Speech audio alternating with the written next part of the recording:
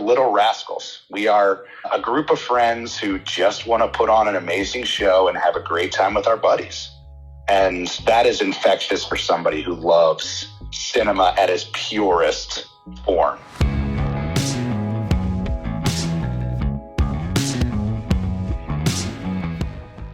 This is the Box Office Podcast. I'm Rebecca Pahle, Deputy Editor at Box Office Pro, the pulse of theatrical exhibition. Joined here for this episode by Box Office Senior Analyst Shawn Robbins, as well as Analyst Chad Kennerk. Chad, you spoke with Virgil Cardamone of the Mahoning Drive-In for our feature segment this week. It's been described as a movie theater, a drive-in movie theater, actually, that's like a bucket list destination for horror fans. Can you give us a little preview of what we're going to be hearing in that feature interview with Virgil? Yeah, it's definitely on my bucket list as well. His enthusiasm and passion is pretty infectious. So I'm looking forward to a future trip to Pennsylvania. There's a great doc from 2017 called At the Drive-In that highlights their story. And after speaking with Virgil for our November-December issue about the ways that they lean into horror, I wanted to delve further into the Mahoning's overall season and the elements behind their success. This is a theater that they go all out in terms of eventizing their screenings. They like with special installations, with special menu options. So I think there's really a lot to take inspiration from with the Mahoning as we look at theaters, maybe looking at ways that they can get a little bit more innovative in terms of their marketing, in terms of bringing people out to the cinemas. Moving on to box office. Sadly, it was not a great one at the box office this weekend. Actually, the third lowest box office weekend of the year, behind Super Bowl weekend and then September 22nd through 24th. Shawn, if it weren't for the strike, we would be looking at a very different situation now, because this weekend would have been Dune Part 2, right? Yeah, this, for especially our colleague Russ, this was a particularly sad weekend because it should have been Dune 2 weekend, and it wasn't. And that really would have made a huge difference. I mean, we're talking about a movie that could have easily had a $40 to $50 million opening, if not higher, and that would have pushed the box office over $100 million for the weekend. So that was a big dent to not have it there. I feel like, even with the strikes, keeping actors from going out and participating in marketing, I feel like we've had such good momentum coming off of Barbenheimer. You have the summer successes, and then you have Taylor Swift, and then you have Five Nights at Freddy's, coming day and date, and yet still in theaters grossing $80 million, which is more than anyone expected it to debut with. And then it just kind of feels like, we came to a halt. But Shawn, I do want to give you a chance here to discuss Five Nights at Freddy's, still at the number one spot, top of the box office in its second weekend. I say no one expected it to debut to $80 million. And I think that's true. But you were, I think, one of the few analysts who was saying, like, no, wait, like a lot of people are going to come out to see this one. Yeah, it's nice to get one every now and then. And I'm very much the person that if it's off by just like 1%, I'm upset. Like, it's a futile pursuit of perfection when we're talking about box office projections. And it was close enough on Freddy's, but it was just so hard to really read. And I think that speaks to the fact that it was such a young audience. It's a generation that, frankly, I don't think the industry has paid enough attention to yet. And I think this movie will change that. But yeah, of course, very front loaded. We expected that. It dropped about 75% this weekend. A big part of that is attributable to the streaming aspect, but just also the nature of the film with Halloween ending and it being a very fan-driven movie during those Thursday and Friday shows initially. So it's, but I think ultimately theaters are more than happy to have this, and it's the birth of a new franchise. I'll be curious to see if Universal and Blumhouse go with a hybrid strategy for the sequel. Yeah, that's an interesting point.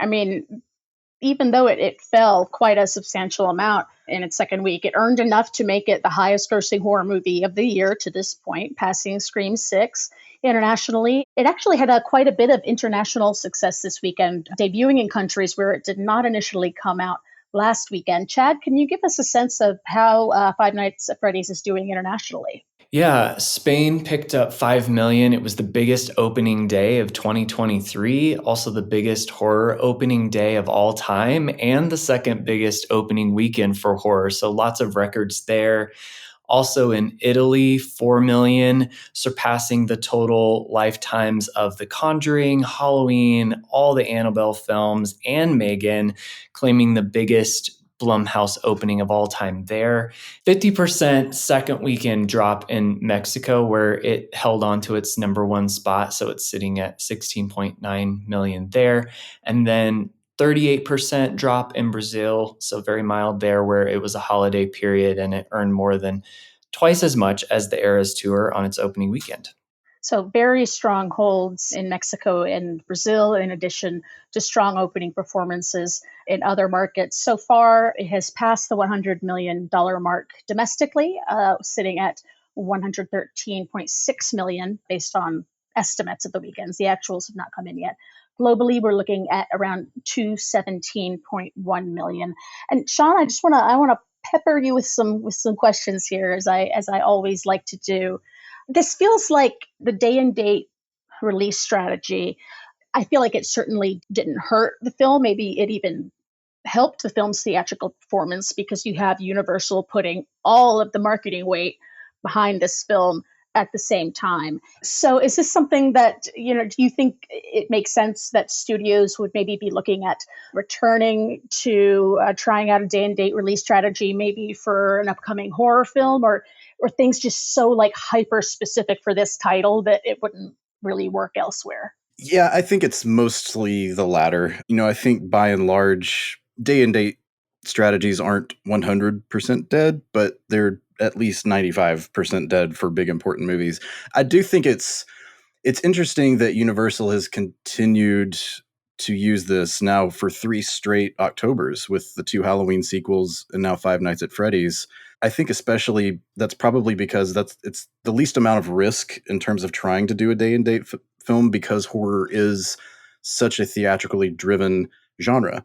People want to go see that together, and it's proven that time and time again in recent years with just so many movies. It's typically a very front-loaded film, so right. People are probably going to go out and see it in theaters on the opening weekend, and you know that there is going to be naturally a pretty big drop-off, especially immediately after Halloween. Sure, especially with Five Nights at Freddy's. I mean, it's had this, I say a cult-like following, but it's a pretty big following, and I think that cult classic has taken on a new kind of meaning in this era, as opposed to maybe what it meant 25, 30 years ago, when you looked at something like Rocky Horror Picture Show, which kind of came back to theaters, still does every now and then.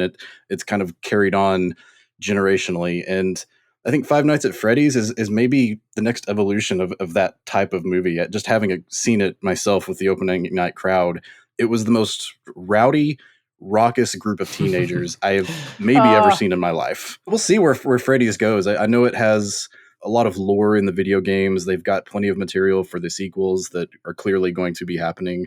But yeah, I mean, to your original question, I don't think this is going to move the needle much in terms of changing studios' mind. I think it's really just Universal, especially, kind of still experimenting with this, but very, very selectively.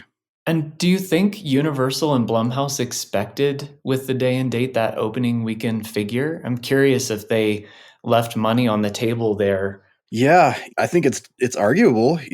Does the movie hit 100 million with a traditional opening and no streaming availability? Maybe. I think it's likely that some people decided to stay at home and watch it, but we'll just really honestly never know what that could have really translated to. I do think the 75% weekend drop is maybe a little bit more indicative, because I think repeat viewings are more impacted from that availability at home. I mean, what I wonder looking at the performance of this film is what are those other nostalgia-driven titles, those nostalgia-driven IPs that Gen Z maybe would come out to the movie theaters to see? Somewhat verbose way of asking, what are the kids into these days? But yeah. It's just to think about, what are those properties that the under 25 crowd now have, fond associations with from their childhoods. Do you see anything looking forward on the calendar, Shawn, that piques your interest there? Because I don't. There's not a lot, but I think that's going to change. I think movies like this, I think the Gentle Minions trend last year really awakened studios to that kind of nostalgia, because when Despicable Me came out, that was almost 15 years ago. So that nostalgia was certainly in play when Rise of Gru came out last summer, and a bunch of teenage and young adult kids were dressed up in their suits going to the movie theater. I think things like that. I think the Shrek meme over the last couple of years has really taken over like that generation. And I think that's a huge reason that, we keep hearing rumors. I don't know if it's officially announced by Universal, but it seems like, I think it has been, it's just not dated, that there will be a new Shrek movie. And that's the kind of thing that it's smart, because that's going to play to a lot of different moviegoers and just video games in general. I think we heard a lot of talk over the past decade or two about how video game revenue was competing with theatrical box office, and that was taking away maybe some of the interest. But I think there's a crossover, clearly. We've seen several video game movies work really, really well now in the last couple of years. And that's where I think a lot of that's going to come in for studios to be able to draw from that kind of IP. It's interesting, like for the longest time, video game adaptations always flopped. Like it was felt like a cursed subgenre almost. And it feels like we've finally gotten to the point where somebody cracked it. Chad, how about you? I mean, looking forward at the calendar, is there anything that sticks out to you as something that maybe could be latch on to this Gen Z nostalgia? I think the one that jumps out for me is The Hunger Games, The Ballad of Songbirds and Snakes. I was talking to some early college age students the other day, and I was asking them about Five Nights at Freddy's. They were all very excited to be going to see that. And I mentioned if there were any other films that they were really looking forward to, and The Hunger Games came up as a nostalgia factor for them. Yeah, it's, I think it's definitely worth considering. The big element to me that is kind of working against Ballad is that Jennifer Lawrence was just on a rocket to fame with those original movies. You would say she was catching fire? Oh, see, I was avoiding the pun, but well placed. So I do think it could help is that it's not a superhero movie, and not to go on a tangent, but I think people are kind of interested in, people still want to see their franchises. They want to follow their favorite characters, but we've seen repeatedly in this year, especially, that non-superhero, non-comic book movies are either meeting expectations or maybe overperforming a little bit. But the unfortunate case for Ballad is that, I think a lot of outlets, a lot of this industry, a lot of the media is just going to compare it to the previous films. That might not necessarily be fair, though. So we'll kind of see how it goes. And, if it generates good word of mouth, it could have a good run through the holidays. We'll be talking about the state of superhero movies a little bit later on in this episode. I think a takeaway from Five Nights at Freddy's, if you know any people who are maybe older teens, younger 20s, ask them what sort of stuff they're into, and you might be surprised, and you might have a bead onto next surprise theatrical hit. Definitely not a surprise hit to anyone, of course, was Taylor Swift, The Eras Tour, in its fourth and final weekend, still at number 2, fell 13% to 13.5 million, to a domestic cume of around 165 million. Shawn, so they said that this is the last weekend. Like, I assume that scarcity, this is the last time to see it on the big screen, is what drove that really mild 13% drop. Do you think they're going to keep it in theaters? Like, this is it? Or is this going to be the sort of thing that's going to come back periodically? Do you think? Well, interestingly enough, we did all think that this was the last weekend. And on Friday, AMC actually confirmed they're going to add showtimes for this coming weekend. So it's still going to be in theaters. And that was never exactly announced. That original press release just specified tickets would be on sale through the first weekend of November. And, traditionally speaking, just reading between the lines, it sounded like that would make it the final weekend. So a little bit of confusion, I think, there. But I don't think a lot of people knew that. And in fact, I don't really think anybody knew that except probably AMC and Variance Films and Taylor Swift's camp. So I think you're right. I think maybe that stronghold this weekend could have been driven by the expectation that it was going to leave theaters. But for at least another weekend and, maybe more, we'll see. I think they're kind of taking it on a case-by-case basis as it keeps making money. Why not just leave it on screens? Yeah, the screens. Yeah. Also having a pretty mild drop in its third weekend, number 3 at the box office, Killers of the Flower Moon, by Apple Studios, being distributed domestically by Paramount. Right now, it's sitting at about 52 million domestic, worldwide around 120 million. I mean, I know this movie cost a lot of money to make, and I know it seems like, a $7 million third weekend domestic haul doesn't seem like a lot compared to all the money and all the marketing that went into this film. But I mean, Shawn, it feels like this is a prestige thing for Apple Studios. They have the money. They're rich as anything. Like, they want prestige. They want the awards. It's not even necessarily about the box office receipts for them, I would think. Yeah. I think if this were a quote unquote traditional studio film in the pre-streaming days, we would definitely be talking about Flower Moon as a major misfire. And some, a lot of people still are, and I think there's a fair argument to that if we're just talking about the budget. $200 million to cost, plus marketing. Traditionally speaking, the rule of thumb is the box office is going to need to double the cost in order for the studio to break even. But that's old school thinking now, especially in the case of this film. And Apple, like you said, they intend this to win awards, or at least be nominated for awards. They tend it to drive subscriptions when eventually it is on their streaming service. They're investing into a lot of intangibles, and that takes it a little bit outside the normal tangible conversation of just looking at the box office alone. And then closing out the top 5 at number 4, we have from A24, Priscilla, going wide-ish to about 1,300 screens, opening to 5 million, largely getting to that 5 million on the strength of a younger female audience, 75% under 35 and 65% female. And then at spot number 5, Chad, I feel like we've been saying this a lot lately, and I like that we have a surprise at the top 5 spot at the box office this weekend. What are we looking at? Number 5, Radical, which I don't know what this film is, so maybe you can fill me in, from Panteleon on 419 screens at 2.7 million. Well, it stars Eugenio Derbez, which as a kind of inspiring teacher based on a true story. Shawn, what was that Derbez movie that did surprisingly? Was it like How to Be a Latin Lover a few years ago? Yeah, he's definitely crossed over into this market very well. Instructions Not Included, going back about a decade, was one that stood out. You mentioned Latin Lover. He was in the Overboard remake with Anna Faris a few years ago. So yeah, he's certainly, when he's in a film or just involved with a film, it's definitely something that kind of pops up on the radar. Yeah, like we've seen in the past few months, a film like The Blind, which caters to more of a faith-based audience. It had 2 weeks in the top 5. And here we're really seeing this Spanish language film from Panteleon. Of course, that is their specialty. That is what they do, bringing people out to the movie theaters. We also had Oppenheimer came back onto some premium screens, including IMAX. Shawn, how many times have you seen it? Not enough.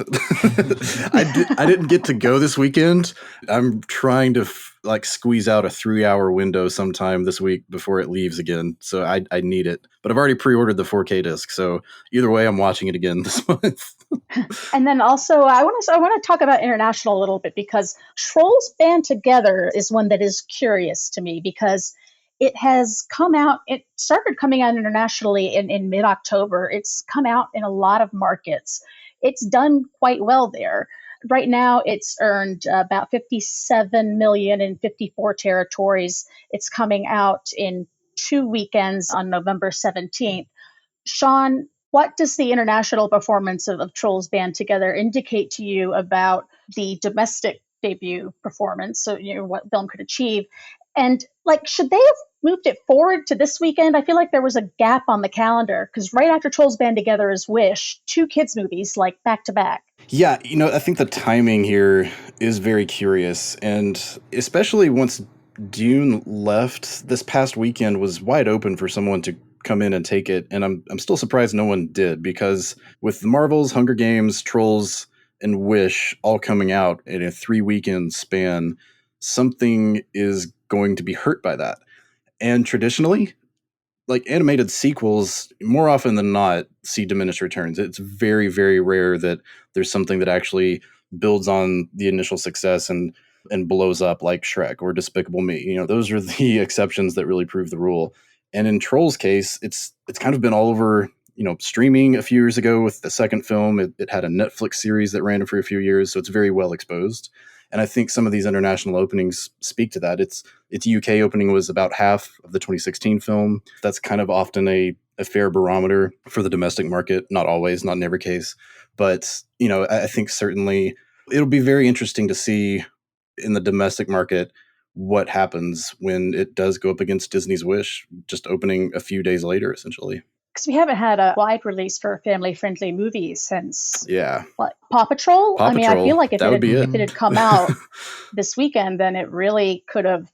But then again, I mean, maybe it's a movie where they are really relying on the star power of Anna Kendrick and Justin Timberlake to go out and promote it, and like they're, fingers crossed that they're able to do that before the movie comes out on the 17th. Hopefully they would go a long way toward bringing it. I know the early access shows were held this past weekend. Those sold pretty well. So that's a good early start for it to at least and maybe generate some grassroots buzz going into the opening. But before Trolls Band Together opens wide next weekend, we're looking at The Marvels, the latest edition in the MCU. Shawn, what are your predictions here? I mean, I hate to say it. I think this is probably the first time that I can remember in covering the MCU where I feel like there's a genuine concern. And we'll see how it plays out. So we're recording this on Monday. Still a few days to go. Maybe pre-sales pick up. Maybe some of that initial fan rush that really drove Marvel for years has kind of subsided and people wait until closer to release because it's not as much of a, have to see this, afraid to be spoiled kind of moment. But I think industry tracking is a little bullish compared to where we've been at. I'm honestly thinking that this could end up one of the lowest openings that Marvel has seen, if not the lowest. And that would basically be the 50 to 60 million range. It's going to need some help. The review embargo is not up until the day before release. Sometimes that just means it's sometimes it's to protect spoilers. Sometimes it's for other reasons. And I just don't think the marketing has really conveyed much of the plot. To be honest, I think it's relying on, saying this is Captain Marvel. You saw her in Avengers Endgame. I've seen spots showing Thanos. We know Thanos is not going to be in this movie. It's just always a concern to me when a film has to lean on past successes to sell it. Like Captain Marvel and two other characters from two different TV shows that you may or may not have watched. Earlier this year, the third Ant-Man movie opened to 106 million. Any chance we get to 100 million opener for this, do you think? I would be shocked. Okay. I would be absolutely shocked. Yeah. A lot of this has kind of just been built up, whether it was overexposure through streaming, whether it's the word of mouth of the last few films. Regardless, and I think that's the important context we'll have to take with the Marvels is whatever numbers it ends up opening. For years, we always talked about each movie was kind of maybe inflated or boosted by that curiosity and that goodwill. Now it's a little bit of the opposite. And not every Marvel movie, and really none of them operate in a vacuum. There are just so many, there's just a universe of factors at play. Yeah, so nothing really feels essential anymore. Yeah. That's tough. That's what really drove the franchise for so long.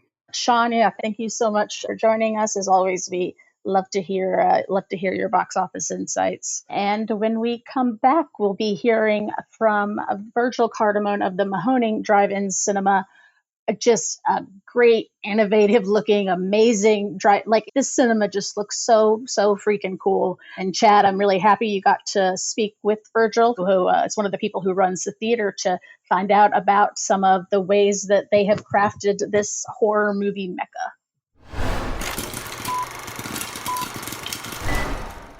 Virgil, thank you for joining us here on the Boxoffice Podcast.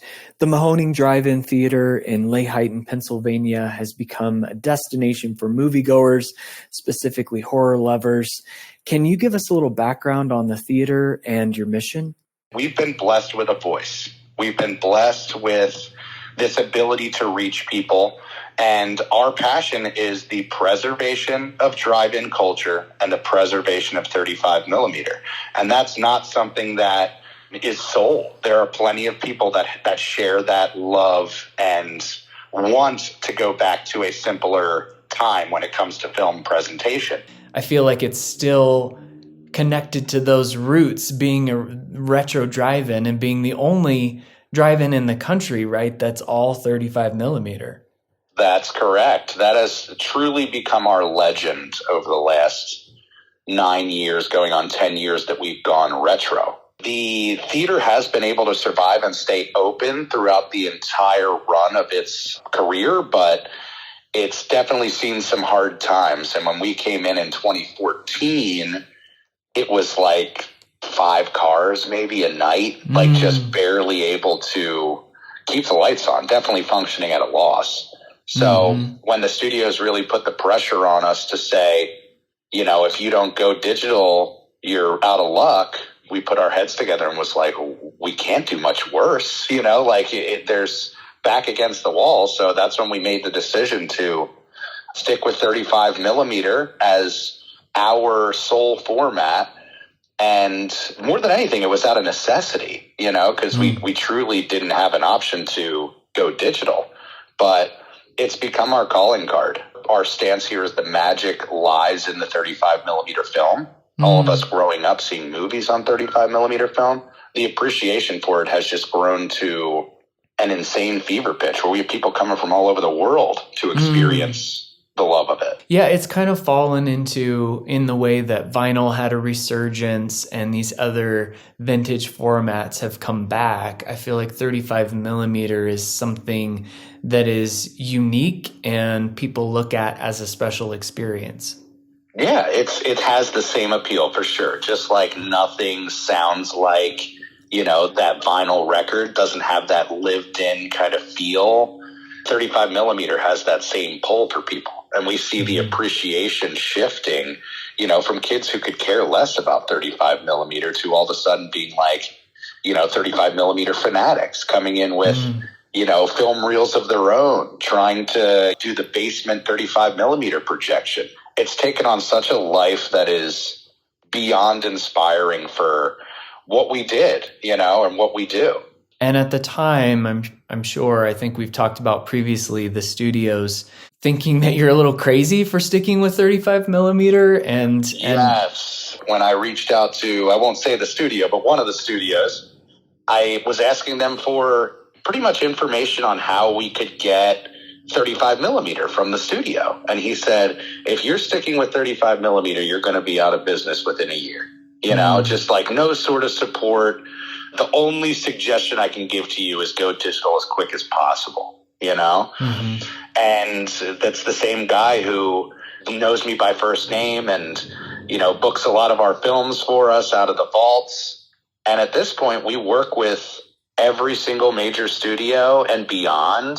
We are connected with so many private collectors, which is a whole other kind of secret film world, which we love. The fact that there are these people who collected 35 millimeter over the years. And now that there's this beacon of 35 millimeter, they want to take it to the ultimate show place to be shown. For those that don't know what Exhumed Films is and what they do and what that partnership looks like, could you share a little bit about that? Absolutely, yeah. So when we first went retro, it really became a challenge of where we were going to get these 35 millimeter prints, especially ones that are genre deep cut titles that we love, you know? And we were blessed in that first year to connect with Harry Guerrero at Exhumed Films, who at that point had been doing retro shows for probably 20 years in the Philly and Jersey area, and specifically 35 millimeter. He's a humongous 35 millimeter collector in the country. So that was really the kickoff of the partnership. We said, let's try to do once a month shows here at the Mahoning Drive-In Theater with Exhumed and see if we can, you know, find our footing as far as the retro goes. And that's when we really started with the themed, quote unquote, events. That first year, we started Zombie Fest. We started Camp Blood, which are going on their 10th year. So really establishing these big fan shows, these weekend-long shows, was very much a thing from the start, you know? And having Harry there as a partner in crime to supply us with films was, again, such a destined situation for the Mahoning. Everything here has been such a weird, magical, like right time at the right place situation. And the fact that we were able to connect with Harry in that first year just took us right away to another level. And that fandom for both of us and fan base for both of us has grown immensely over the last 10 years. So I think it's been a mutual benefit for both of us. I'm curious if there's another exhibitor out there and let's say they're sitting on a 35 millimeter projector that they're not currently using, what is that whole process like? Yeah. So what we did in 2015, right after we went retro, is we transferred back to a reel-to-reel system. So instead of the platter, which 90% of 35 millimeter houses have, we run every 20 minutes with a physical changeover. So the projectionist is threading up every 20 minutes, physically changing over from one projector to another, which allows private collectors and now studios to want to work with us. They don't want their prints cut, but to put them on a platter, you'd have to cut the heads off of them and pretty much connect all the picture together in one shot. Right. So here you have private collectors who can retain the original appeal of their prints and also be able to screen them without any problems at a professional theater. So I find that the transfer to 35 millimeter, or people who have the 35 millimeter, there's very little appeal on a financial level to want to do it. It goes against kind of, I guess, what the drive-in model is, which is try to run everything as efficiently as possible and boost those profits as much as possible. We invest into these shows for 35 millimeter way more than a digital theater has to for any of their screenings, just to get these prints across the country, things like that. But we've seen people, other theaters, kind of strike up to 35 for special shows. We started doing interviews on our podcast with other drive-in owners, and they've kind of taken note and started doing some retro stuff, whether it's digital or 35 millimeter.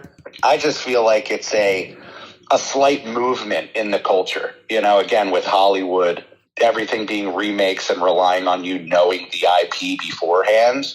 We're the ultimate IP house. You can come and spend the whole entire weekend with the Ghostbusters. It's, I think, that appeal for theaters that they really want to tap into. Because as somebody who ran the major chains, indoor chains, as a general manager, it's like renting a seat. It's a really sad kind of experience when it comes to somebody who loves those midnight screenings and that fandom appeal of what movies used to have. I think there's that as well, where bringing back the showmanship of cinema. I miss the days of those midnight screenings waiting in line when you could, it was like a first shot. Now it's, you have movies coming out on Wednesday afternoon as the early screening. So just the whole culture and landscape has shifted. And I think the Mahoning is like a preservation ground for a simpler time in cinema as well as America. Yeah, you're so right, because I think back to those midnight screenings, and you maybe had to wait outside before they let you in, and then you wanted to get that seat and get your concessions. People in costumes, yes, and really leaning into the excitement of it. And I did love that the Regal and AMC did their best with fan events and these specialty Fathom events and things like that. But it really was an eye-opener being immersed in it, to be like, oh, wow, like what the Mahoning does and what the Mahoning is doing is trying to keep a piece of that original excitement for movies alive, and once COVID hit, it became that ultimate ground to stand on when it was like, right. Are movie theaters going to survive? It's like, well, here's this little theater that's leaning into classic movies and the love of movies on the most pure level and doing incredibly well. And I think it was an inspiration for a lot of owners and people in the industry to say, you know what, I'm going to do my thing. I'm going to take some shots, which is maybe the ultimate inspiration for us, the fact that it has rippled across the landscape. This little theater in Lehighton, Pennsylvania has made its mark in some way on the theater industry, which is just mind-bending. What were those early days like? How did some of the elements that the Mahoning is now famous for begin? And when did that really start to gain traction? I think we found our footing in 2015 when we really started leaning into the commitment of retro film. The idea in 2014 was like, let's give this a shot. And seeing the success that we had immediately with it, at least in comparison to the first run, it became a situation where it's like, let's go full on into this. Now that we have the ability to play what we want, let's really program what we want. So that's when we started leaning into the ultimate weekend-long fan immersive events. The guest elements of it, which is a humongous appeal for the Mahoning, the fact that we have Hollywood come in and embrace us, that started, I'd say, a year or two later with having some guests come in. I want to say Zach Galligan from Gremlins was one of our first guests that we ever had in 2017. And we saw right away, like, it took the love and appreciation for what we were doing to a whole other level. So that element got added in 2017. Probably right around then we started doing the sets as well. Other big thing, the photo ops that became a part of the show. So when you came to Camp Blood for a Friday the 13th slasher event, there was also a, kind of camping themed photo op with Jason ready to slash you. And people ate it up to the point where we invested into that every single big show. The overnights, which I would say is a humongous sell for us, the fact that people can travel across the country and then just stay the whole weekend with us. Yeah. We offered that first year. The very first retro show we did in 2014 also offered overnight at that point, quote unquote, camping, So having that, I think, really lent to the destination, I guess, of it, where people didn't hesitate to travel 3, 4, 5 hours to come to us and spend a weekend. It made a lot more economical sense for them to, come and spend a whole weekend for $20 instead of having to rent a hotel and a cabin or whatever else it is. So that was another huge element. We have a pre-show DJ set, which a lot of drive-ins will play music before showtime, but we actually run a DJ booth from a retro DJ console in our projection booth, which plays retro-themed music to the movies you're about to experience. The guest appeal for sure, the overnighting for sure. The reel-to-reel happened almost instantly. So a lot of that stuff got implemented right away. And then we've been figuring out how to best balance that and best offer that. We've talked previously about your background and how that kind of brought in the idea for the event poster as if you were going to a concert. I was in my band still, had been a singer my whole entire life, performer my whole entire life. And the idea of bringing the showmanship back to movies, like we talked about, you can come and get a poster. You can come and treat this very much like a rock concert where you can come and get your event T-shirt and memorabilia.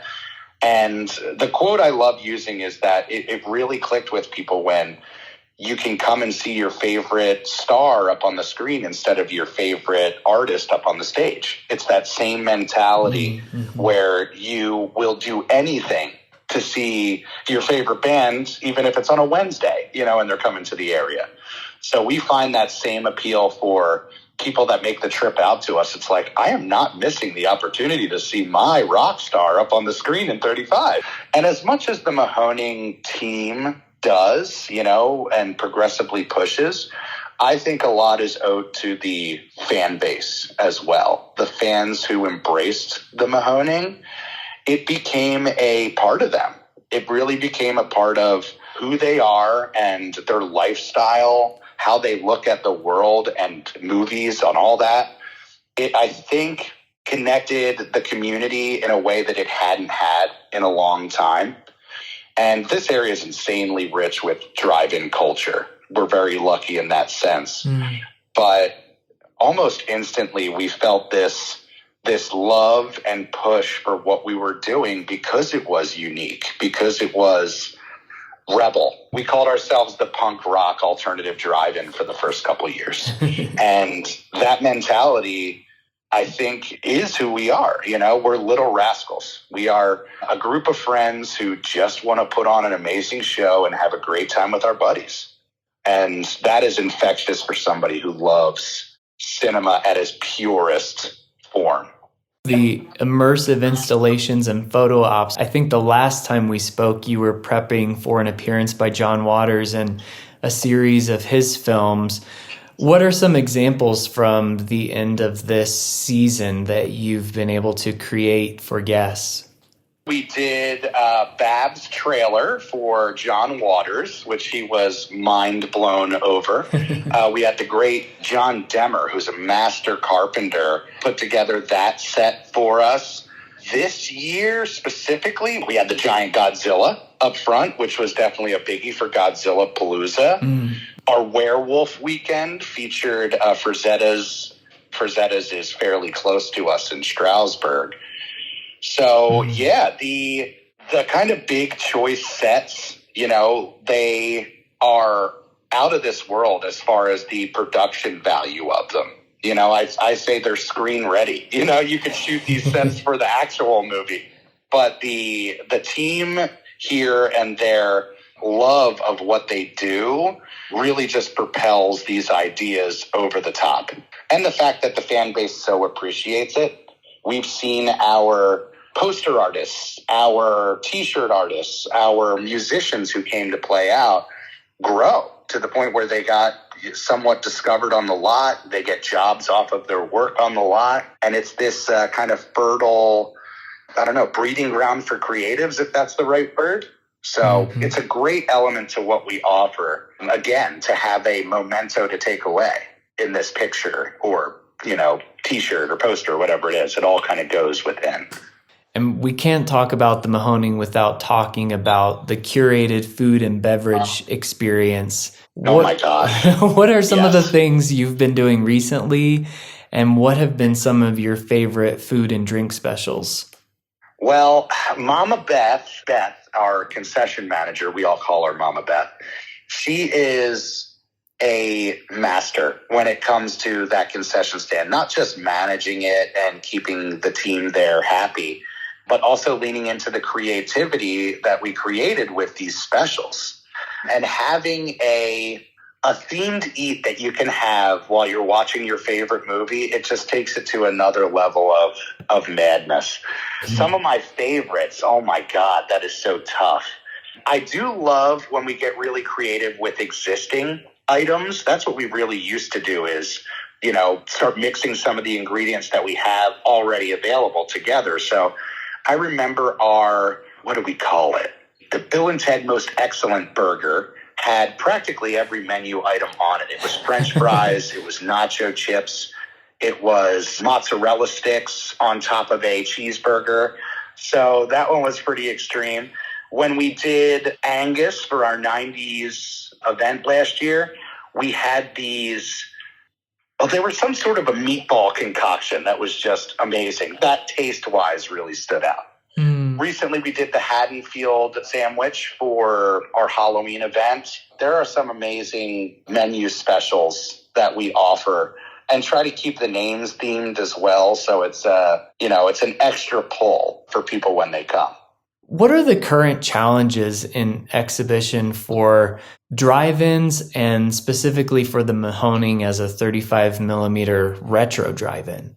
The operating costs, I think that in general is just a way of the life now, is that every year things increase, every year things go up.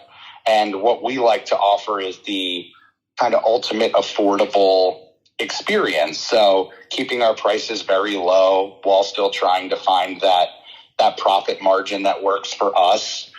As a 35 millimeter outfit, I'd say the hardest part is securing the 35 millimeter film. There's a lot of times when we will want to play a title, studios won't have it, or the condition of it is not up to snuff. Then we'll go to our private collectors and nobody there has it. So we definitely have a ceiling as far as what we can do depending on the availability. Now, the opposite side of that is when we do find that one print and we can really lean into the idea that this is a one-of-a-kind, once-in-a-lifetime screening. We do Tarantino A Go-Go every year and work with Quentin directly, showing his prints, his private, personal prints. And having that clout and connection now with the not only the industry, but, the kings of industry, has really opened up those doors for us. I would say, besides that, the team mentality here has been insane. I look at all these people here as saviors to me. All of us being able to come together and make this happen has shifted my entire life. And I owe my whole future and my family's future to all of their dedication and their hard work every single weekend.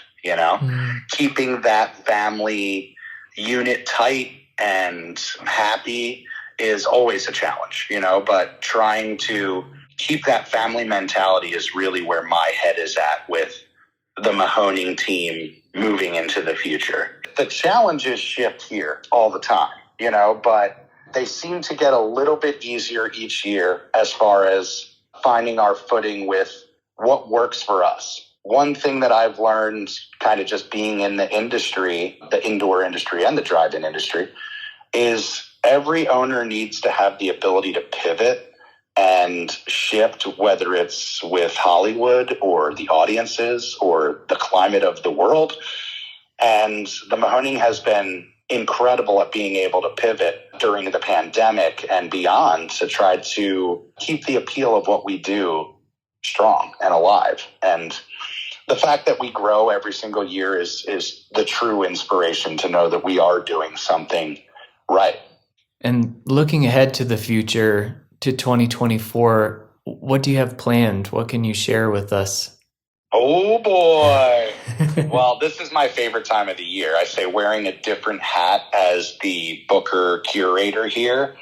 The planning of the shows is maybe my most favorite thing to do. Just knowing that we're going to have these things in the canon, and when they shoot out and are announced, people's brains are just going to explode. For next year, our first film ever shown was April Showers, which we're looking to do as a 75th anniversary celebration screening this year for our Diamond anniversary. We're going to try to do that actually on National Drive-In Day, which would be a whole big celebration of the culture as well as what the Mahoning's been able to do over their run. We're coming up on 10 years of Zombie Fest, coming up on 10 years of Camp Blood. We'll likely have humongous guests for both of those, not to spoil anything. We found a new annual event last year with Muppets Take Mahoning. One of our biggest events of 2023 was this Muppets event, which was backed by the Henson Company, and Brian Henson actually came and did an intro for us, which is a mind blower. But that was born into an annual. We're going to lean into that one next year early in the season and really, really try to play it up as a weekend long run. But yeah, every year we do BHS Fest, which is one of our biggest events. I love that event so much. That falls in July. I want to do a King Kong event next year. We're known for our Godzilla Palooza, but something has a nice ring about Kong-a-thon. We did lock John Waters in for an annual, so it looks like the Filthy Film Festival will be coming back on a regular basis every single year. So John Waters has found his drive-in home. The fact that it's taken on a worldwide fandom to the point where John Waters knows who we are and loves us, it splits my brain in two. The 17-year-old me that was running the video store, it's almost unfathomable that we've been able to reach the heights that we have and the notoriety that we have by purely just following our hearts. We didn't do anything special. We're not anybody special who we're bred for this. It's we are a group of film-loving filmmakers and creatives that found a way to make the drive-in more appealing in the modern age. It's still one of those things I have to pinch myself every day and be like, how did this dream come this true? From a kid who, was 13 years old talking about, hey, wouldn't it be cool to run a family drive-in one day with all my cousins? And for it to actually happen it's just insane, and that's thanks to the entire team and the entire community and everybody giving all that they can to the love of what the Mahoning represents, which is film, simple, pure film fandom. Thank you once again for listening to this episode of the Box Office Podcast. We come out every Thursday, so be sure to tune in next week for the latest in the news and box office from the cinema exhibition space. The Box Office Podcast is co-produced by Box Office Pro, the Box Office Company, and Recorded Podcast. Thanks, and have a great rest of your week.